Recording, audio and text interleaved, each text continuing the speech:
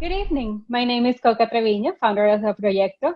Together with the MIS Barrientos Mexican American Cultural Center, we're happy to have the one and only Austin, the best artist, Michael Anthony García, someone that I absolutely adore and admire a ton. If you're not familiar with his work, he has his practice around photography and video, sculpture, installation, and mainly performance. Much of his work explores his layers of identity, how they shape him and affect his perception of and by the world in a political expression of Latinx Futurism founded with emotion and utopian projection. He's a founder member of Los Outsiders Collective and has curated large-scale exhibitions of international artists in and out of the US. He participated in the 2011 Texas Biennial and has won awards for both his curatorial work and 3D work. He hosts an international conversation podcast named El Puente and is publisher of it's POC, Madre, Poca Madre magazine. Poca Madre. I was going in the English pathway. It's Spanglish, así es que ya saben que todo. Anyway, Garcia has premiered work for the Utah Museum of Contemporary Art, Experimental Action Performance Art Biennial in Houston, Contemporary Austin, Soundspace at the Blanton Museum of Art, Mexicarte Museum, el Museo de la Ciudad de México, and Three Walls in Chicago.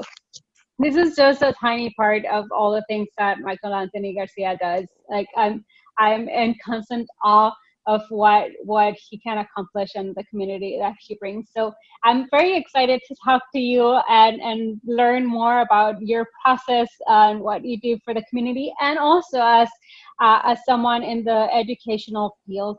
Well, without further ado, hi, Michael. Thank you so much for joining me today. Hola, no, gracias a ti. and the feeling is mutual. I just want you to know, I really admire all that you do. You're a badass, so. You're very nice. Muchas gracias. I was super honored to get to speak with you siempre, today. No, siempre.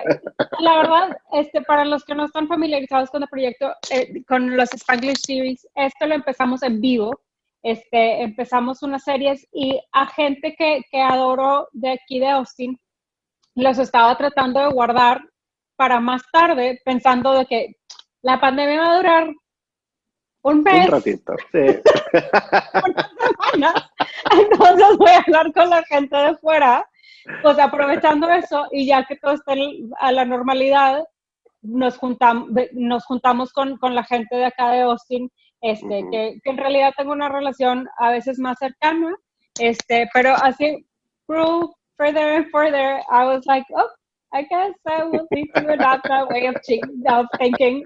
Así es que sí, por eso me tardé un poquito más, porque en realidad me hubiera encantado estar al lado de ti y tal vez haciendo obra o algo, pero it is what it is. Y luego estoy segura que tenemos muchas oportunidades más adelante de platicar y de ver obra juntos. Pero anyway, ¿me puedes platicar un poquito más de ti, de cómo empieza el arte en tu vida? Ok, bueno, para empezar, soy originalmente del Paso.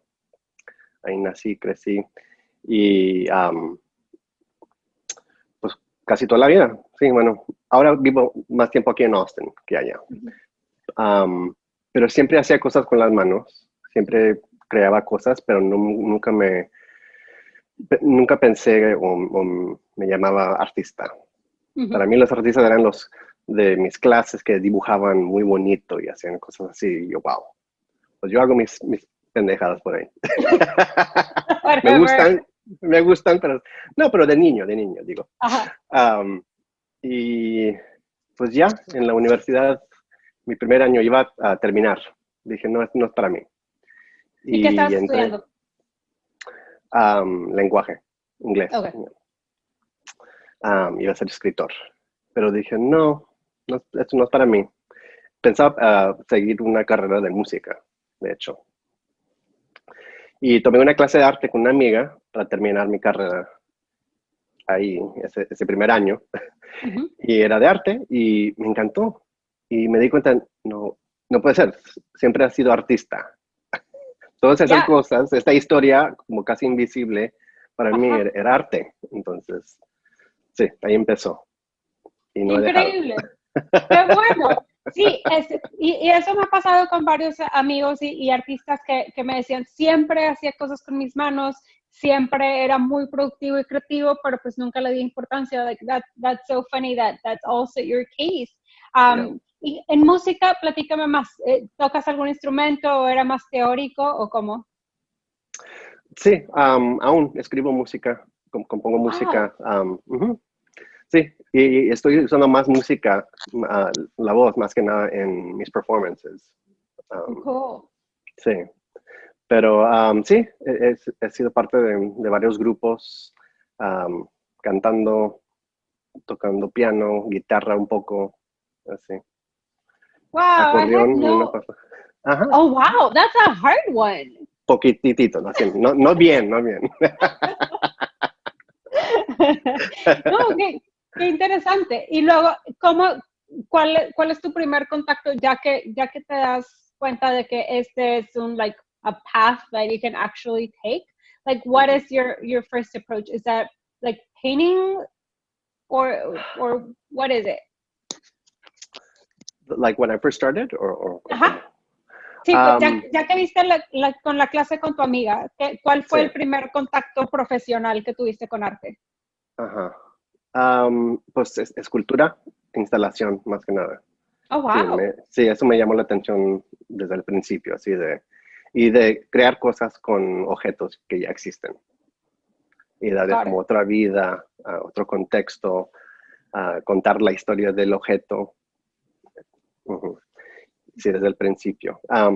Pues sí, sí, me tomé clases de dibujo y todo eso, pero no, no me llamó la atención. Ujú. Ya, qué Sí, interesante, porque sí, por lo regular, esos son like how most people start. I guess it's with painting, drawing, and ya, stuff like, yeah, ya, that's ya. that's really, really cool. So you were always attracted to what you end up doing, really, like, Yeah, no, it was definitely like a passion from the beginning. Like all the things that I was making in my childhood growing up, they were objects. In fact, like I vividly remember, I was probably like 4 years old, and I remember seeing something on a movie or something like cuckoo clock, and I was okay. like, I want a cuckoo clock, so I made one. And Wow. I vividly, I was a little box. I don't even remember what it was from. Sí, le pinté la cara y todo, and then I made a little door, and then a little wind-up toy of, ¿cómo se llama el pajarito de Snoopy? Well, The Woodstock, peanut. ¿no? Woodstock, sí, sí, sí. Y lo puse allá adentro, como como el cuco. Increíble. Oye, tus papás felices de que tenías tanto, like, creativity? Oh, sí, sí, sí, sí. Sí, siempre cuando iban a juntas con los maestros, desde chiquito hasta terminar mi carrera ahí, siempre decían, él es un niño muy creativo. Oh. Pero era como, ¿y? ¿Qué voy a hacer con esto? At least he doesn't give us trouble. Exactly. Qué bien. Y a ver, y ya que descubres esta parte del arte profesionalmente, más o menos de un joven adulto, ¿qué temas eran los que te llamaban la atención? ¿Los mismos de ahora o era algo distinto? No, no, no tenía tanto concepto antes. Era más como experimentar con los materiales y forma y todo eso. Era como lo primero. Ahora es más lo segundo de lo que yo hago. Ahora incluyo más conceptos y uso mi arte como un modo de comunicarme de cosas que tal vez no puedo hacer con palabras, Ujú, cosas políticas y eso, cosas así que son más difíciles como, como conceptos para brochar con la gente, así de, ujú. ajá, sí. Ok, y Yeah. me puedes platicar como de algún proyecto que tuviste cuando estabas empezando que te acuerdes y que te cause como like I was on the right path, o que estaba, like, oh, what a weirdo I am. Like algún proyecto inicial, me da mucha curiosidad porque por lo que estábamos platicando antes, de que el objeto y que instalaciones sean tu primer approach, it's kind of different. So I'm very curious to know about your first few projects. Yeah, I started a lot. I've always worked with clothing. That's something that's kind of been a staple in my career thus far. And I started out working with con medias y mallas. So just the elasticity of the material, the distortion, the way gravity treats them. And so I made these pieces that were these suspended little sculptures. So when I grew up, I had asthma. Okay. And so I would have to use medicine, and they would come in these little glass vials con unos piquitos a los lados. Entonces tenías que quebrar para. Oh, and so yes. So I had this sculpture, and I stuck them inside, and the points were coming out, and like this weird kind of crazy creature kind of thing. So, nice. Yeah, and I remember people just being like, "Whoa, what is that?" and like really being interested. That's when I started seeing people interested in what I was doing, and I was like, "Oh, okay, so maybe I have some penchant for for creating objects." Yeah. Yeah, y ya entiendo un poquito más eso de tu interés en la forma, and yeah, because you were doing crazy formas. Yes. Awesome. And all of that was in El Paso? No. I went to school in Sherman, Texas, una escuela chiquitita called Austin College. Yeah. So it's a very small liberal arts school, about 1,200 students. So yeah, there are only like 4 faculty members in the art department.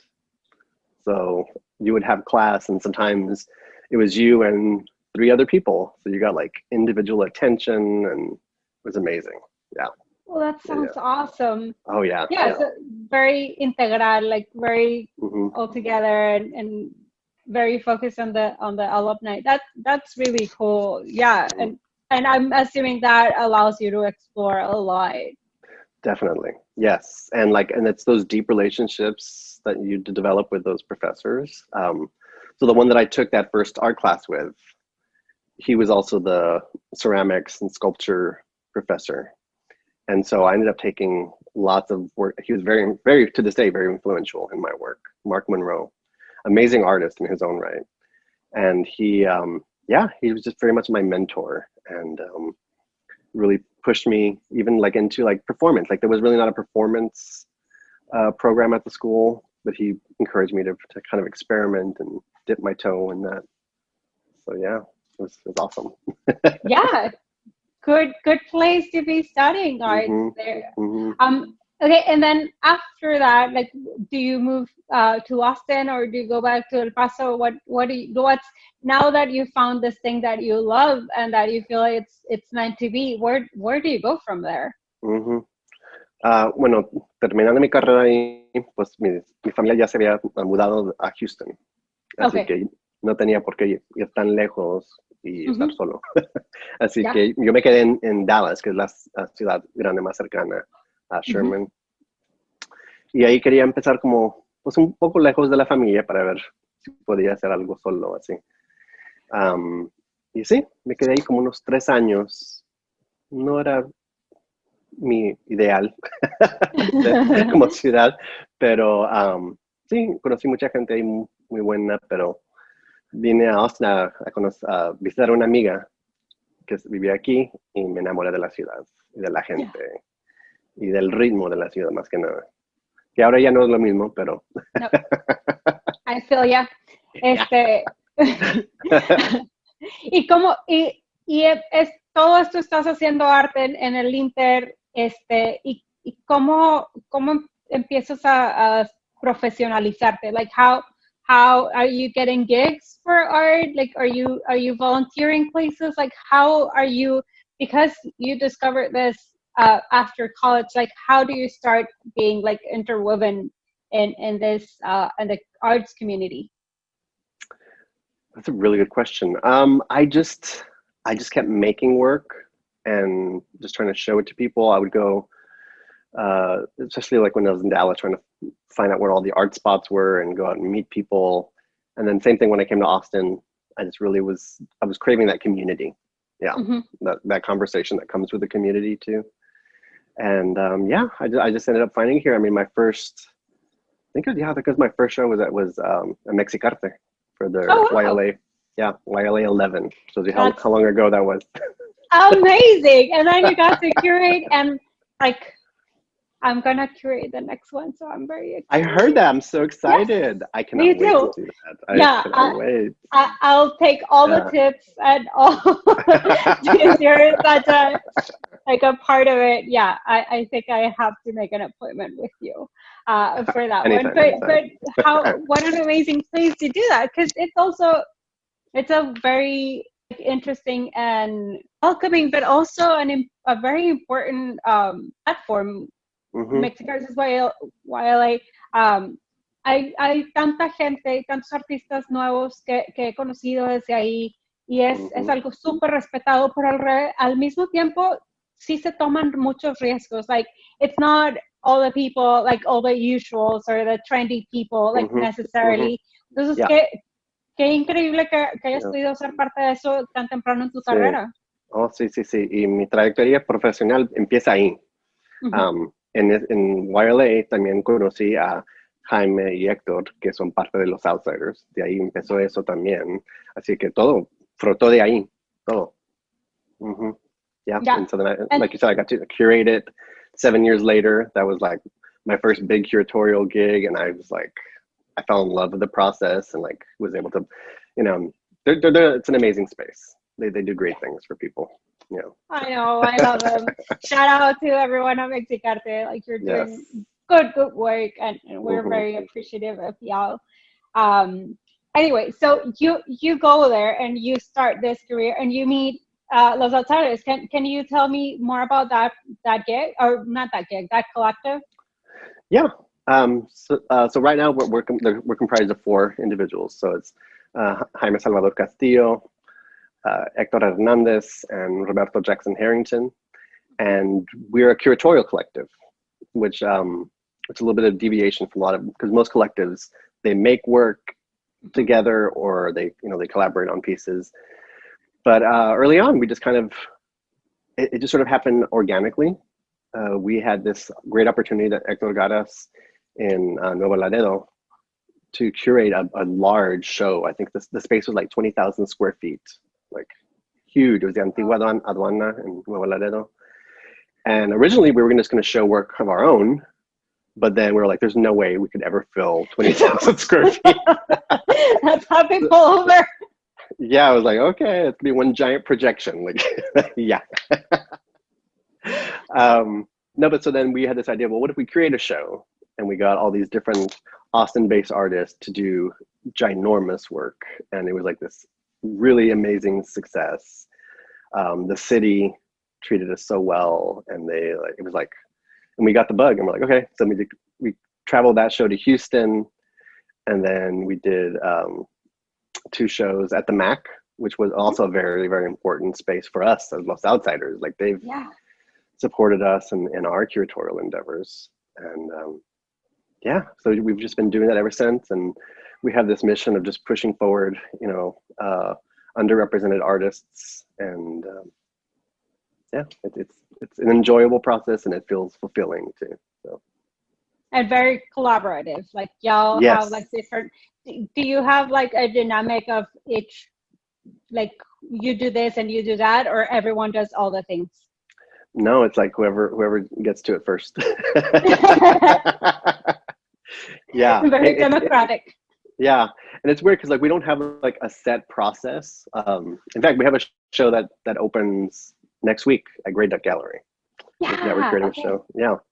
And for that one, we decided to do an exquisite corpse kind of process in order to pick the artist.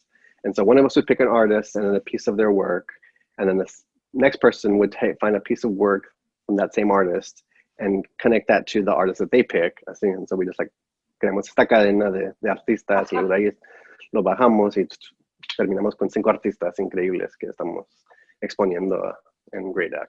Yeah. Oh, nice. Yeah. Can't wait. ¿Y cómo va a estar? ¿Es appointment only or virtual, or how does that work? Same. No, it's by appointment only. Okay. Yeah, I think there's a maximum of 5 people that can go on an appointment. But, Okay. Good to know. Yeah. Okay, you're putting it on my calendar right now. Oh yeah, y luego, like, and your work at the same time, it's developing on its own, right?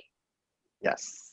Yeah, I actually started a grad school program this summer, and in just that time, I feel like my work has grown so much, and not just physically, but I think conceptually, I'm looking at it a lot differently.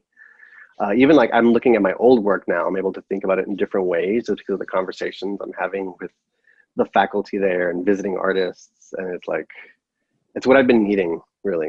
Like, yeah. So, yeah, I'm loving it.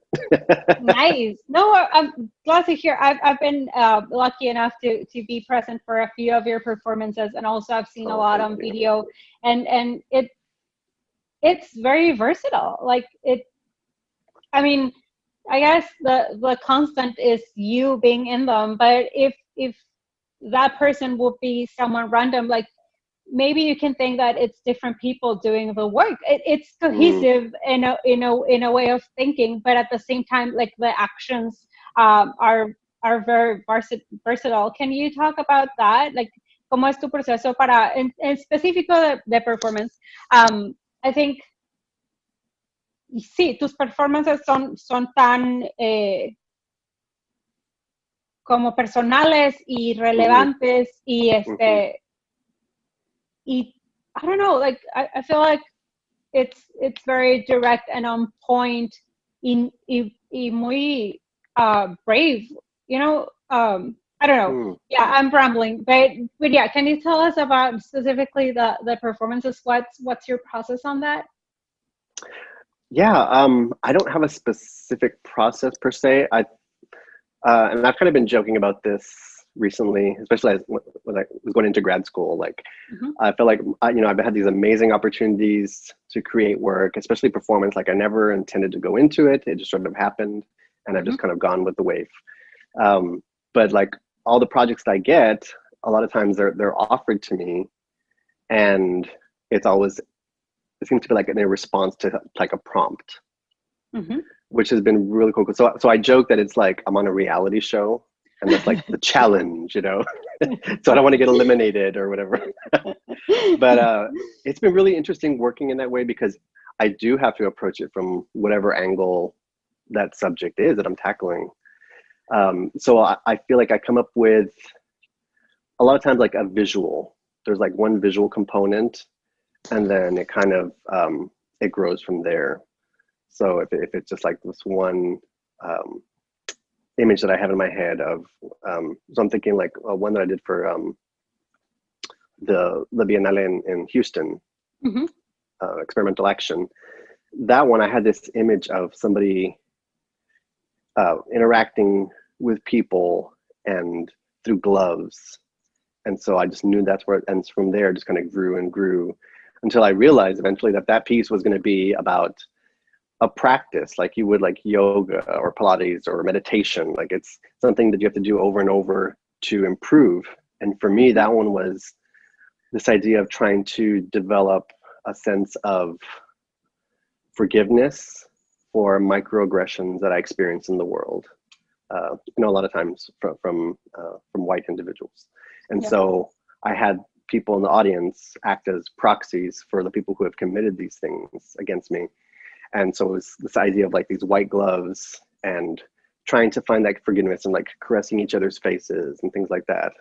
And then from there, it grew into this this character that was almost like a religious, so it was like a ceremony in a way. And so it just kind of like evolves from that one idea of the glove. So, yeah. Well, it's super interesting. Yeah. And how does it feel? Like, is it very cathartic to be you? Like being part of the art? Like, I'm trying to see how I feel the question. No. Yeah, because I've thought about, I have collaborated with people before. So I have one friend who actually she's a singer, and we've collaborated in performances before.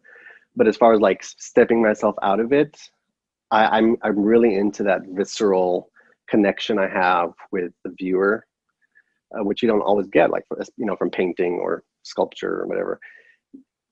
That, like, there's that energy interchange where they're watching you and they're giving you something from that, and then you're giving it back. And so it's exactly, you hit it on the head. There's like this, it's a flow, yeah. And it's a powerful, positive flow, I feel like. And I feel like that feeds into the work that I do, trying to uplift from negative situations. So for that one, you know, I could easily have done a performance where I was, you know, just pointing out all the negativity that people have said to me, but then turning it into something positive in an act of forgiveness, or at least seeking forgiveness. Like, I was like, that's me. That's who I've always been. From very little, like, I always try to be a positive person. Mm-hmm. And so my performance allows me to do that.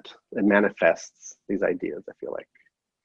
Got it. Yeah. Mm-hmm. And is that different? I'm guessing yes. Like, if for video, like right now that we're doing all these things in video, we're doing this chat on Zoom, like, is your practice like very affected by not being present? Yes and no. I feel like I'm still exploring a lot of the similar ideas.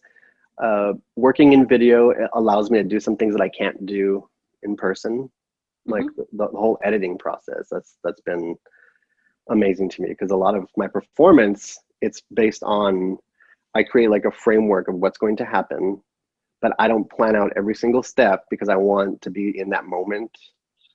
So you have these surprising things happen, so that when I'm reacting to it, it's a sincere reaction to what's happening as opposed to a planned one. So and through the editing process in video, I get to develop or twist that narrative however I want to.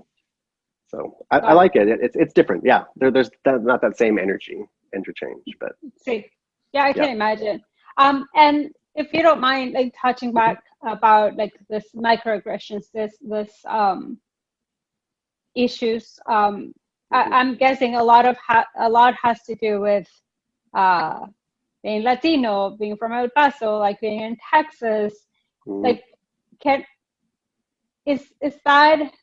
I'm guessing that's something that fuels your work a lot, but it's very like personal and at the same time kind of reactive. Like, can you do you have like an example of how, like,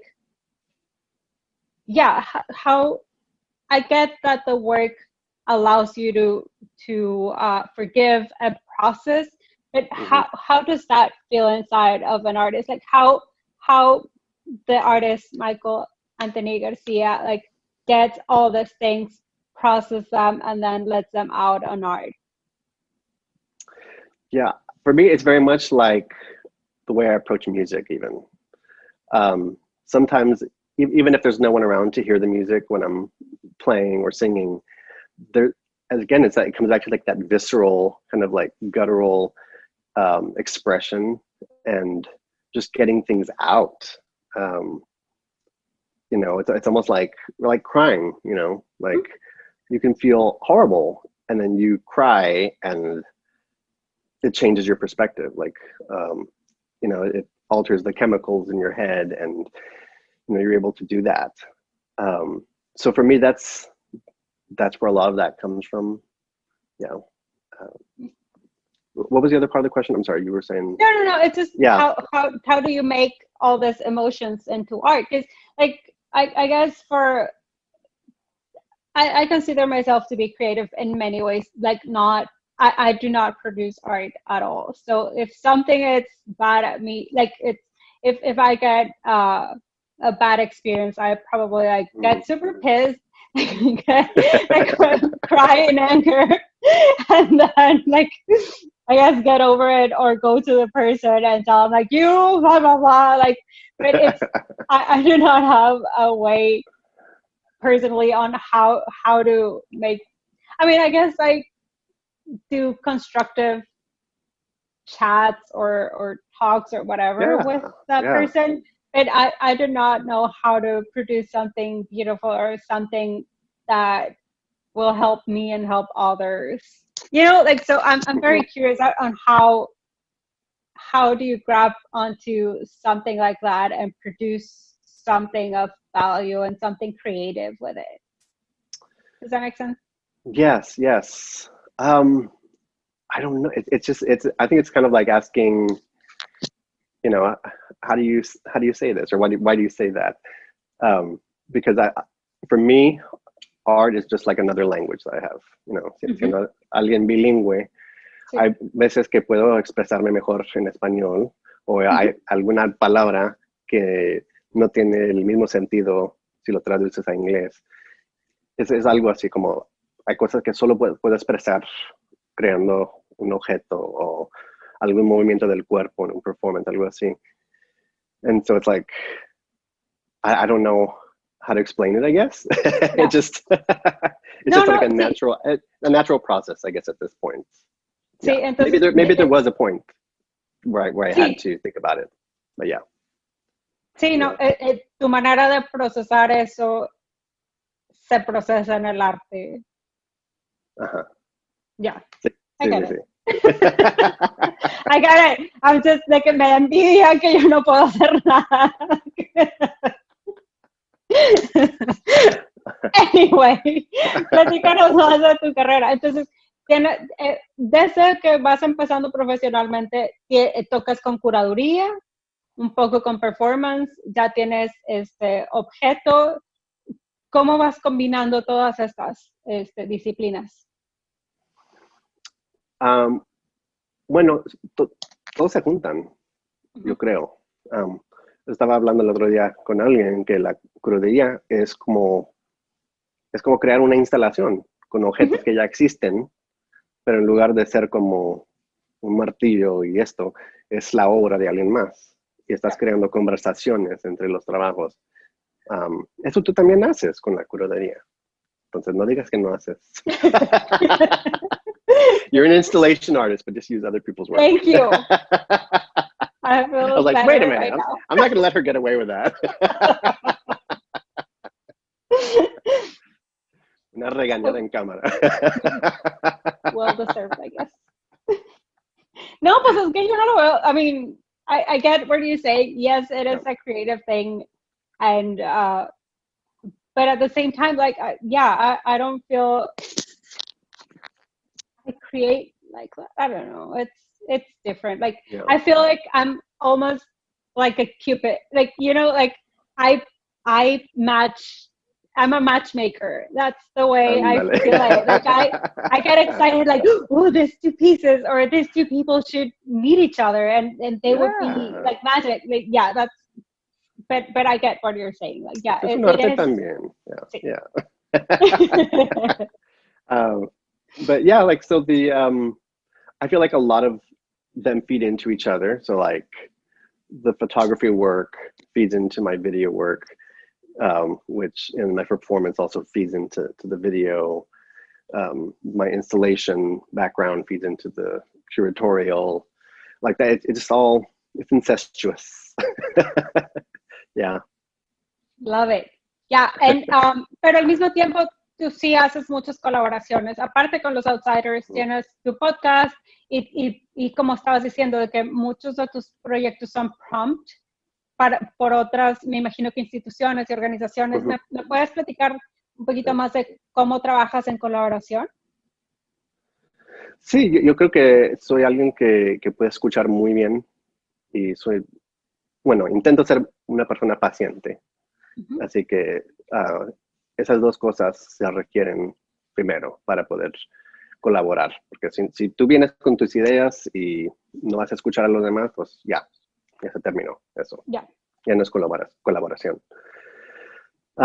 But yeah, I just feel like I've always been good too at like kind of riffing off of other people's ideas. So, you know, where someone will say, I want to do this, and it's like, ooh, I like that. And if we took that and we did this, I feel like I'm generally good at that. Like with Los Outsiders, it's a little bit different just because like we've been doing it, ya tenemos 13 años. Wow. trabajando juntos así. So like for us, and then like, you know, we're all busy with our own careers as well. So when we come together, it's in shorter bursts. And I feel like, I don't know, it's almost like we have a second language that we use to get that across. But when I'm working with like somebody new, that's where it is. It's kind of that learning process. Like, okay, I need to get to know you, and then know how you think, how you work, your work ethic, and then from there, I'm pretty adaptable. I think that's my thing, is I'm fairly adaptable. Yeah, that's exactly the word that I was thinking. Como es eso, tener esa flexibilidad de poder trabajar para diferentes proyectos y con diferente gente. Pero creo que el elemento de comunidad es muy significativo en tu trabajo, de que no solo estás haciendo trabajo muy personal, pero también estás haciendo trabajo algo político, social, y siempre, yeah, if you ask around, like about work, about important social work in Austin, like, la gente va a dar contigo sí o sí. Y creo que es algo como, es eso, no es trabajo solamente personal, es social engagement, y es pensar en toda una comunidad y no nada más en que se vea que tu proyecto sea de que bello o que sea comercial o vendible. Like, I feel like you're thinking about so many other layers y representando a comunidades que no están representadas todo el tiempo. Is that right? Sí, no, exacto. And I think a lot of that also is fed by, so this is my 20th year in education. Like I started at my school I'm teaching at in 2001. Wow. So this is my 20th year. So crazy. And I think just from that, like working literally with community and, you know, engaging so many different voices. And, you know, I work at a school that for the most of the time that I've been there was very much, you know, Latinx and African American communities, the Black communities that was like our school, you know. Things have changed with gentrification, but the main thing was like getting to know like the issues of those communities and seeing the commonalities and being like, hey, we all would be doing so much better if we work together to solve our problems, instead of like, you know, everybody else wants us to be against each other, because then that leaves them free to do whatever they want. Yep. And so just being a part of that, being in my head, it almost became like a mantra. And yeah, so I think that's why it's kind of been a big part of my work as well. And just in working in a collective, like that's community too. And I love doing projects where I get to engage communities as well, and let them share their stories and that kind of thing. It's just, yeah, it's second nature to me now, I think. Yeah. Es también parte del proceso y es un recordatorio constante en tu trabajo, like, y cómo lo adaptas a tu arte. Yeah, that's very interesting and nice and good to have. Porque sí, mucha gente que estamos de que en nuestras oficinas, así, igual y no tenemos el recordatorio constante de que todas esas cosas están pasando y todo lo que hacemos tiene repercusiones. And I get that. Y nos puedes platicar tantito más de eso, tu trabajo en educación, like how, aside for the community part, like, do you feed from that, or it's more like, I'm done with the education now, let's see? ¿Cómo divides esos dos mentalidades? He vivido de los dos lados, porque hay veces que sí siento como resentimiento de un trabajo que pues requiere mucho de mí, energía, tiempo, y me quita del arte a veces. Pero también me da algo. Trabajo con niños chiquitos, así que es como que, y su juventud también me da energía, la esperanza de sus vidas, así es como que también eso me da algo, una energía también. But yeah, I don't know. I just feel like it's helped me stay grounded in a way, and just kind of keeping like what's real too. So I've had that kind of always like, this is the real world, because it's very easy to like get into our art world and be like,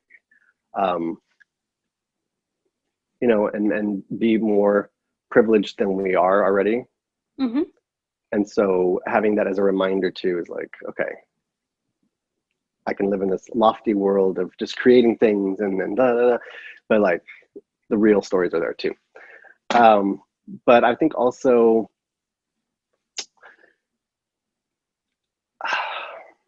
it's, I don't know, it's just very, I've also, especially recently, being in grad school, like I've had lots of conversations about that. And one of my professors actually helped me realize, like, your work in education is also part of your pedigree as an activist.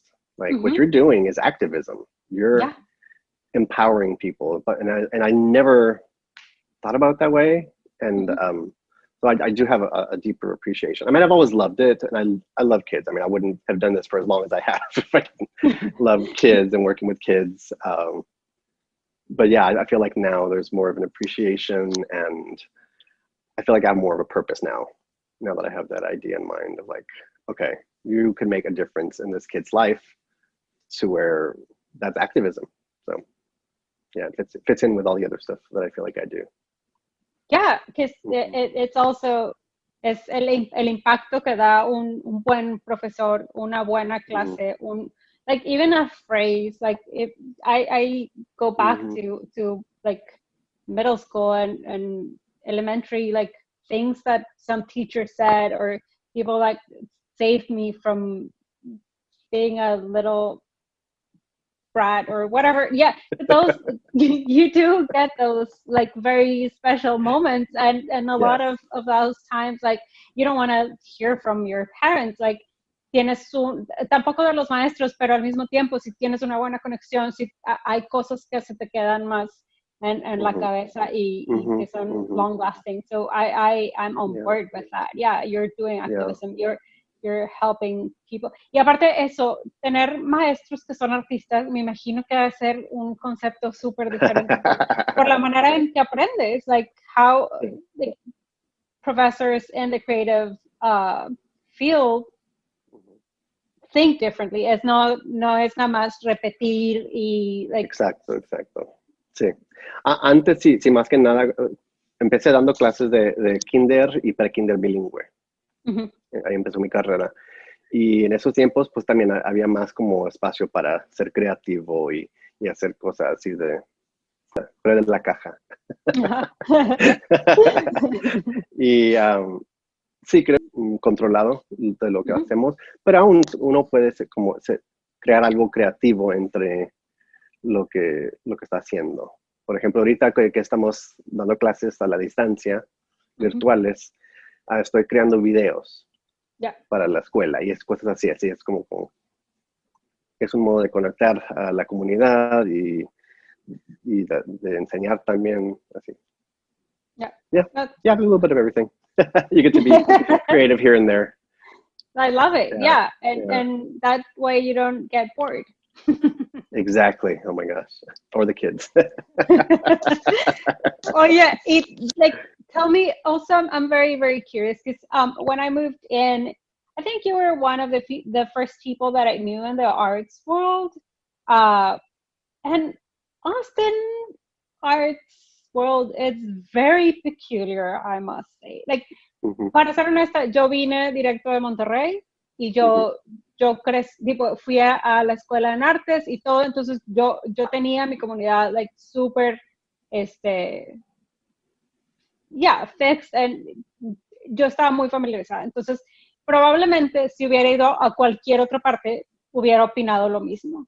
But I still think like Austin, like, y a lo mejor tiene que ver con que soy mexicana y like just how, I mean, it's still Texas, but Texas is huge. So from outside of Austin, like ¿cómo te metes en en este mundo. O a lo mejor me puedes decir, like, you're tripping, like, this is the easiest thing ever. No. Bueno, de ahí vino el nombre Los Outsiders. Ya, porque cuando empezamos, casi todo que se exponía aquí tenía conexión con UT, con la universidad. Así que, pues, intentábamos hacer como meternos así, era más difícil. No muy difícil, pero más difícil. Y, pues, de ahí, pues, dijimos, bueno, si no hay oportunidad para nosotros, pues vamos a crear. Y por eso empezamos con la curaduría y el nombre de Los Outsiders, porque estamos fuera de eso. Pero ya con el tiempo hemos tenido más influencia y la gente, bueno, mucha de la gente que no nos dejaba meternos ya no está aquí. Eso es también lo que viene con UT, porque viven aquí un rato y luego se van. But then there's also some people here who have been very, very open. So it just takes some time to find the right people. I think that's too. Yeah, it's not always easy to find those connections, but when you do, it's like it's gold. Like I'm thinking in particular, like Jill and Mark from Grey Duck Gallery, like they have been open to us from day one and like support us and like they, you know, so like there's beautiful little moments and connections out there. Pero sí, entiendo. Hey, no, when I first got here, I was like, I have this, and it took a while. Like it did, but at the same time, like I came here and then I was like ready to work in an arts field because that's all that I've done before, and I knew I was prepared and I was good. But then like it was like, oh no, it's not that easy. And I guess as in every city in the world, like arts jobs are like only a few. Like so what did you expect, lady? And then and Austin, even especially because it's a very small art community here. I mean, we don't have a lot of spaces. We don't have a lot of institutions. And so, and the people fight for that. And of course, you know, there are some people that get them because of their privilege and you know, they tend to not let go of those spots. So it's hard to find. Very understandable. But yeah, like I understood that I had to invest in this community if I wanted to be part of it. And then I started to do more research and discovered like a bunch of wonderful people, and now I'm lucky to be a part of the community. But I do remember like this is tight, and it's tough. Yeah. I'm thinking like back then. I mean, another person or another group that kind of gave us a really good lift up was Collab. I think that from the start they've been very, very supportive, and I mean right now they're my umbrella organization when I apply for core funding. Like they're very supportive in that too. But yeah, but there's some other spaces and other organizations that just there's the wall, and you're not going to get through. But it's like, you know what, I'm going to focus on the people that are helping me, and so and I'm glad, I'm so happy that they came to their senses and found a spot for you in our community. Yes. I mean, you were still doing your thing. That's the thing I loved about it. Like you weren't just sitting back and waiting. No, when I realized that was the case and that a full-time job in the arts wasn't gonna be an option, at least at the beginning, I was like, okay, fine, I'll survive in a different way and do my thing. And I think like the first like bigger-ish thing that I started to do was like I had done some connections with bars here in Austin, so I started doing happenings in bars. Like, and I would bring artists from Monterrey or from here, and just like, let's do something weird. And, but yeah, I had to come up with it because otherwise, like, I had zero resume, and it looked very weird on my resume to have like all these things and Mexico, and in here was just like flat, and I was like, no, I need to. Hey, that's the Mexican way, right? You just keep going and going, and you get it.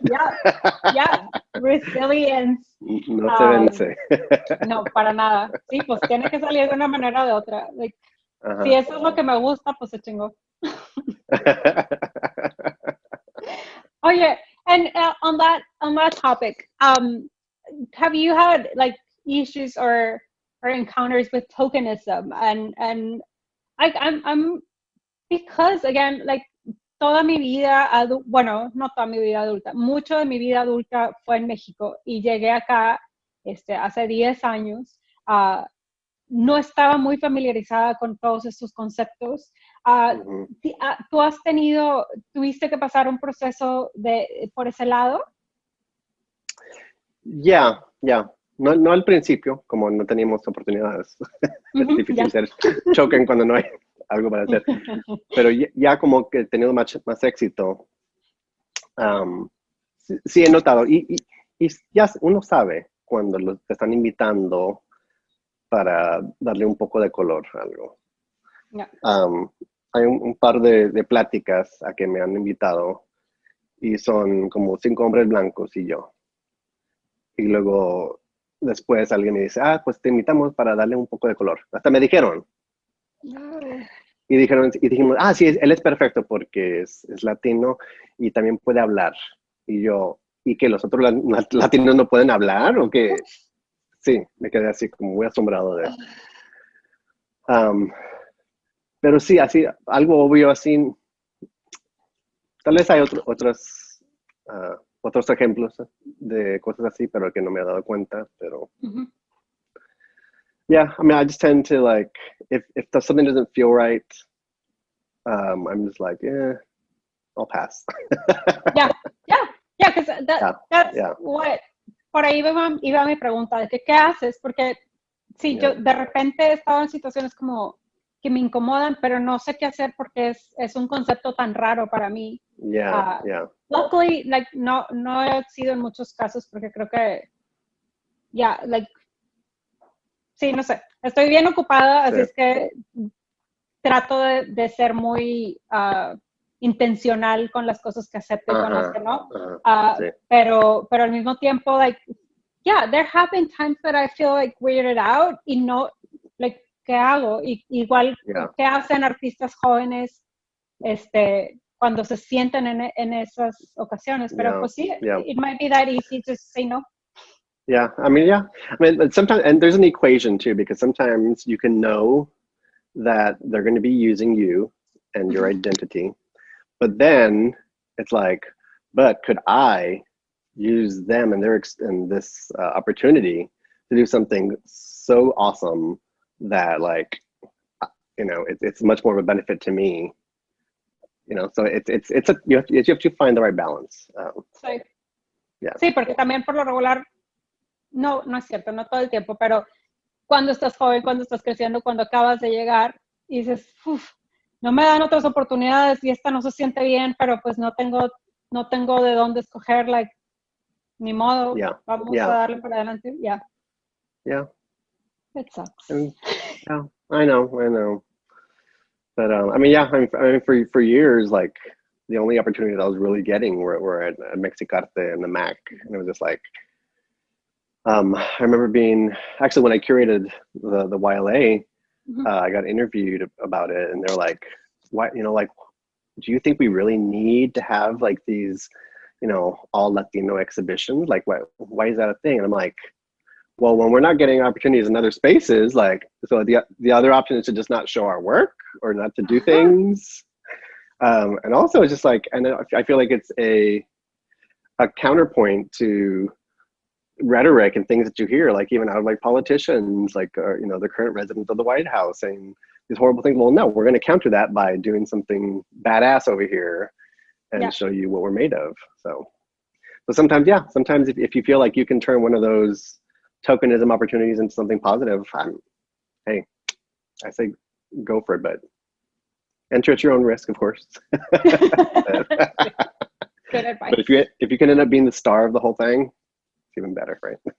Sí, do it. Sí, no, it was not random, but sí, me daba curiosidad eso, porque sí lo he escuchado y más a gente más joven.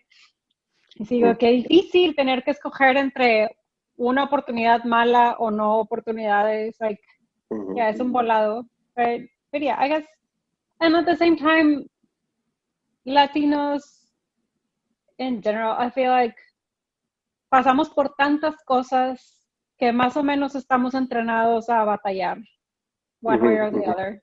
Yeah. Right? Yeah. But another part of that is we're also, it's in our blood to make something out of nothing. Mm-hmm. You know, to take the chatarra and make it into gold. It's like, that's what we do. Sí. You know, Sí, sí, sí. Mexicanadas. 100%. Podemos hacer con tortilla y queso, podemos hacer enchiladas, chilaquiles, migas, Flautas. flautas, yep. Qué rico, ya me dio hambre. Anyway, cool. And so, can you tell me about your podcast? Yeah. So it's called El Puente, and it's an intersectional conversation. It's me and my two best friends, who happen to both be Black, and so it's this great conversation about the connection, the bridges, the puentes between our communities. We talk. It's where feminism crosses Latinidad, crosses Black excellence, crosses queer discussions, and yeah, I'm very proud of it. Like it's a labor of love. It is so much more work than I ever anticipated. But it's just so great because like they're the two people, like they're my rocks. Like they're the people that I will ride and die for. And it's the same. It's a mutual feeling. We just like, it's our own little community right there. Mm-hmm. And it's a place for us to have discussions, especially political conversations, in a safe space, because and for me the longest time, like I've always had like we all live in politics, you know. Mm-hmm. Our bodies are political. And so getting to have those conversations, I was always afraid to do it publicly, just because I was like, well, I don't know enough about the topic to sound articulate, and this was just our way of like, you know, no, everybody can and should talk about what's going on in the world around them, you know, around Black Lives Matter, around, you know, women's choices and everything.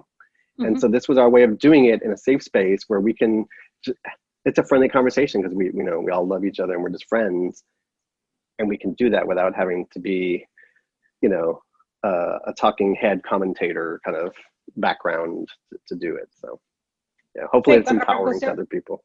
Yeah, and without like, I'm gonna go after you because you said this thing. Like, yeah, I kept running through this topic where people experience and learn better whenever they feel like they're free and they're in a safe space. Mm-hmm. And it could be like laughing, it could be through memes, it could be through any way that doesn't feel like a lecture. It just feels like we're open and I can accept information, even if it's information that feels like it goes against what I believe in. But if we're in a safe space, if we're open, like it's easier that I get to access that. Yeah, no, and it's a great space too, because like we have such 3 different perspectives, mm-hmm. But there's still these commonalities, but we can speak to the, you know, things that you won't see on normal media or these types of conversations. Or we can talk about, you know, fragile masculinity and or white fragility and things like that are our stories, but you know, you're not gonna see it generally on TV or. Claro. Yeah. Es lo que nos está salvando, de que así como Twitter hace cosas espantosas en el mundo, hace cosas buenísimas al que sea una plataforma abierta, like, and how todos los podcasts que están pasando y que está viendo y todos los, sí, está formando y forzando a la gente a tener una opinión y a ser más mindful de qué es lo que estás diciendo y qué estás poniendo en el mundo, right? Yeah. Anyway, I'm thinking about the world. Oye, pero bueno, entonces platícame qué proyectos tienes ahora. Me dijiste que abren la semana que entra los Outsiders en Grey Dog, ¿y qué más? Sí. Déjame sacar la lista. Afortunadamente tenemos muchas cosas pendientes, pero no me acuerdo de todos los detalles, así que... Awesome to hear. Estamos de moda y hay que aprovechar. ¿Verdad? Yeah. Okay. Well, so currently I'm up in the 25th edition of YLA or ELA, that's called now, at Mexicarte. So that'll be up through November 22nd. I'm also part of the first show at a new space in Canopy. Yeah. The Ivester Contemporary. El Ivester. Ivester. Yeah, it makes more sense why it's called Ivester. I love that. It sounds like that'd be the name of like that little malcriado kid in class, right? Like that's the mom. Ivester. Baja el gato, me lo vas a pagar. Yes, exactly. Sorry to cut it. I don't know. So yeah, I was still contemporary. So I'm part of their group show, kind of their introduction to Austin. But then in November, I'm doing a solo show there, and I'm going to be showing a lot of the work that I'm working on in grad school at SAIC right now. That's so exciting. Yeah, I'm very excited. Let's see. Then Capirotada, the Los Outsiders show is opening at Grey Duck on the 2nd. Okay. Let's see what else. I also just got invited to do a new performance for this symposium that I'm really excited about. It's called Necropolitics, Necropolis Morning, and it's about, it's an academic symposium, but they want to punctuate it with different performances to kind of give it a well-rounded experience. So yeah, I'll be posting about that soon. But it's about it's going to be online, but my piece is going to be in response to the San Jose Cemetery here in Austin.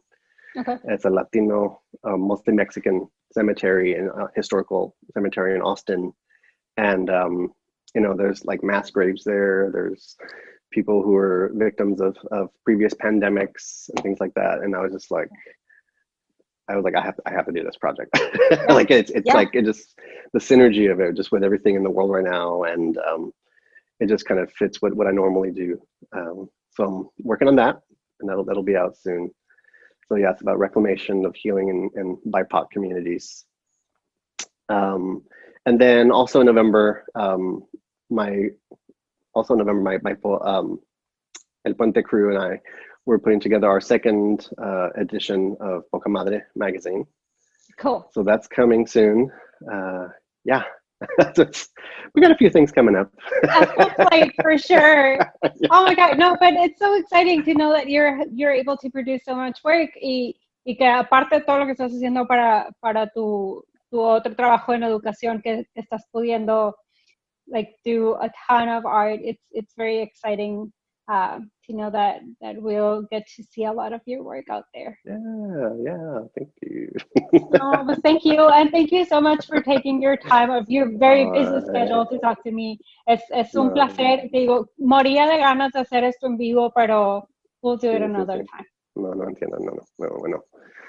El honor es mío, así que gracias por invitarme, y gracias al MAC también, que es un espacio increíble también para la ciudad y nuestras comunidades.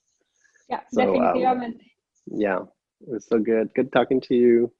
Like, same yay. Here. Yeah, another human face. Yeah, I know. And it's a good human. Yeah, I'll drive up by your house and honk a few times. There we go. Yeah. Thank you so much, and yeah, we'll be looking forward to tomorrow's opening at Grey Dog, and then Ivester, and then your social media for the rest of the program. Yes. Well, good night, and thank you everyone for tuning in. Bye. Bye. Hasta luego.